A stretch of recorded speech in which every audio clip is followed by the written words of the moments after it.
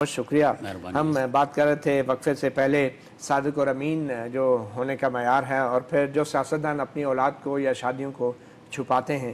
ایک اور معاملہ ہے، سوال بھی آتا ہے کہ عام الزامات کچھ سیاستدانوں پہ یہ بھی لگے ہیں یا لگتے ہیں کہ عدت پوری نہیں ہوئی اور اس سے پہلے شادی ہوئی، تو عدت پوری نہ ہونے کے کیا کانسیکوینسز ہیں، کیا نتائج ہیں مذہبی اعتبار سے اور قانونی اعتبار سے؟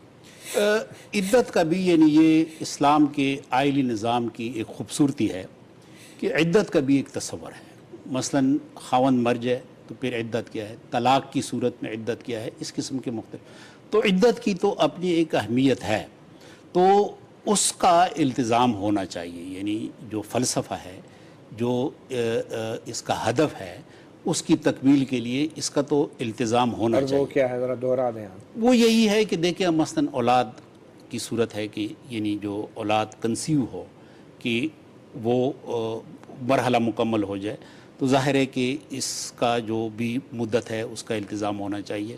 اس طریقے سے اگر خاتون طلاق لے لے ایک خاوند سے تو اس کے لیے بھی پھر عدت ہے، ظاہر ہے کہ وہ عدت جو ہے اسی حوالے سے کہ اگر کہیں اولاد کنسیو ہو۔ اور اس عدت کی مدت کا زیادہ ذمہ داری خاتون پہ ہے یا مرد پہ؟ ظاہر ہے کہ مرد کو بھی پوچھنا چاہیے کہ آپ نے جس دن طلاق لی ہے وہ عدت کب پوری ہو رہی ہے، اور خاتون کو بھی بتانا چاہیے۔ اب ظاہر ہے کہ اس کا ہونا چاہیے، لیکن اگر نہ ہو تو کچھ فقہا کی رائے یہ ہے کہ اگر عدت کا خیال نہ بھی رکھا جائے تو نکاح تو ہو جاتا ہے، نکاح ہو جاتا ہے، اور اس میں کوئی سزا نہیں ہے، سزا کا کوئی شاید اس کو برا سمجھا